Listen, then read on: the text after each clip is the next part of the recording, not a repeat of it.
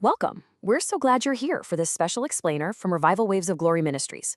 Today, we're diving deep into the incredible teachings of Bill Vincent, specifically from his book, Faith Ignited, Living in the Supernatural. We're going to explore the very keys he talks about for unlocking a life that is just filled with divine encounters and, yes, miracles. So, right off the bat, the whole idea behind Faith Ignited is built on this really powerful picture of keys.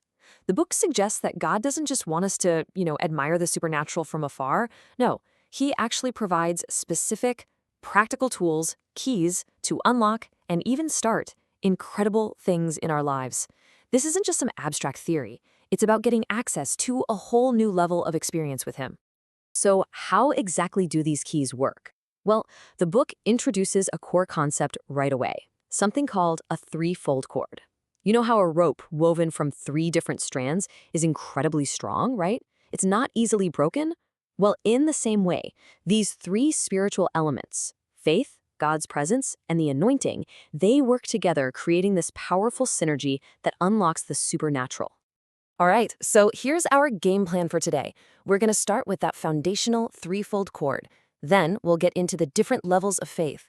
From there, we'll unpack what the book actually means by presence and impartation, look at some absolutely mind-blowing stories of miracles, and then we'll finish up with a really crucial topic, having the wisdom to handle these powerful revelations.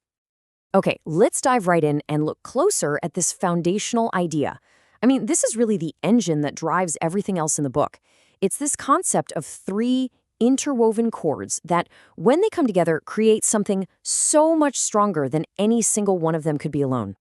According to Bill Vincent, these are the indispensable elements. It's not just about having faith. It's about having faith combined with a tangible, real awareness of God's presence, and it's all activated by what he calls the anointing.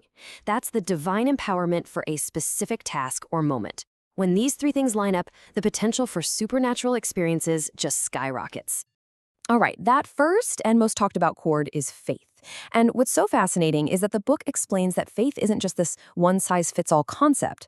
Not at all. Instead, it exists in different degrees or levels, and each one has its own purpose and function in a believer's life. So the book categorizes faith into these three distinct types. First, you've got the faith we all receive at our new birth.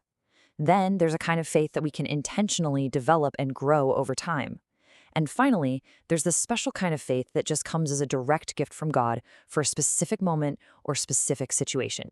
Now let's just focus on that second one for a second, the idea of developed faith. This is where it gets really practical, The book really emphasizes that this isn't a passive thing. It's just like a muscle. If you don't use it, it's going to stay weak. But if you intentionally exercise it, by stepping out, by taking risks, by being obedient, even when it makes zero sense, it grows stronger and stronger. So how do you actually exercise that faith muscle? Well, the book shares this personal story that just demonstrates it perfectly. Imagine this. You're facing a $400 car repair, but you've only got $2 in the bank. That feels impossible, right? But an act of pure obedience, just showing up at the mechanic like God said to, led to a miraculous outcome.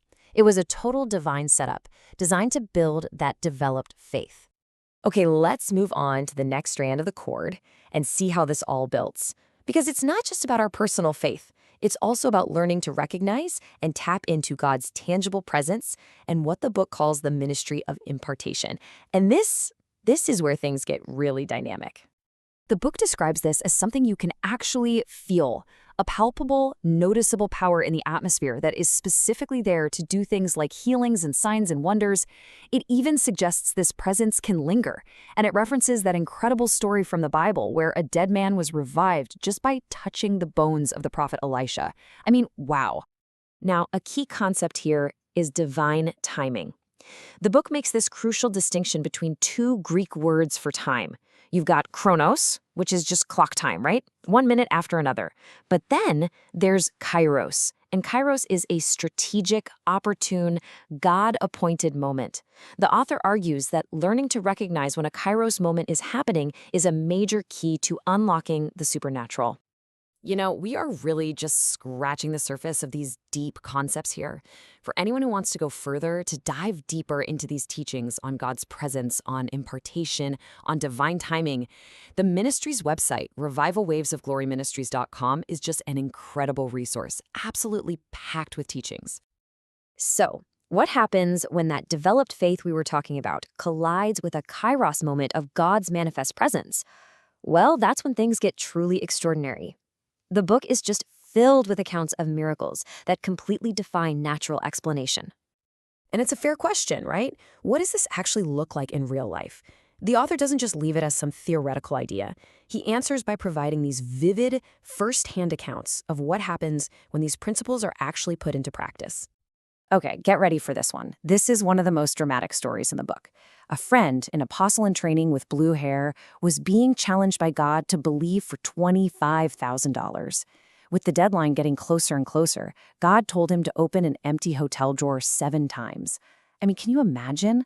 It was an act of radical obedience and faith. And after the 7th time, the money supernaturally appeared. It was a life-changing encounter for everyone who saw it. And it doesn't stop there. In another powerful example from the book, the author talks about the Litchfield revival.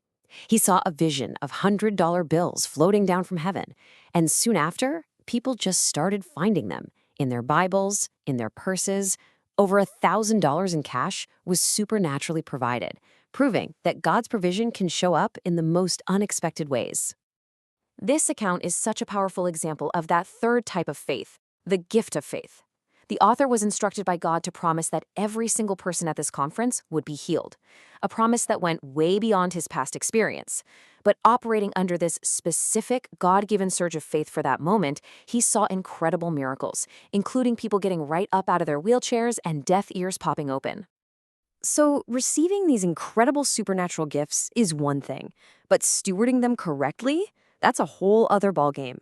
Without the right character and wisdom, the book warns, these powerful revelations can actually cause a lot of harm. And that's why a good chunk of time is spent on this vital topic. I just love this analogy. It's so clear and so powerful. A pot of boiling water is a really useful thing, right? But if you try to grab it with your bare hands, you're going to get severely burned. In the exact same way, divine revelation is a powerful gift, but if it's mishandled through pride or gossip or just bad timing, it can burn you and the people around you. So to avoid getting burnt, the author provides these incredibly practical steps. Instead of just declaring things, learn to ask questions. Use revelation as fuel for prayer, not for gossip. Share what you're sensing with trusted leaders. Don't be afraid of the natural tension that true revelation can bring. Learn not to share every single thing you receive. And finally, learn how to deflect praise back to God. This is the wisdom that protects the gift. So, to summarize our whole journey through Faith Ignited, these are the core takeaways. The supernatural isn't random. It's unlocked by that synergy of faith, presence, and anointing. Our faith isn't static. It is a muscle we absolutely must develop. We have to learn to recognize those strategic kairos moments. And all of this leads to a reality where miracles are possible, but they have to be handled with profound wisdom. If this explainer has sparked your interest, you should know that we've really only scratched the surface.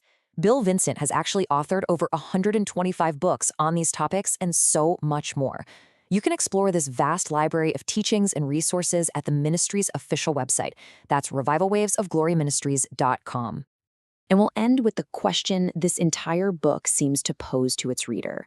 If faith is a key, and if you hold the keys in your hand, the keys to faith, the keys to God's presence, what doors are right in front of you, just waiting to be unlocked?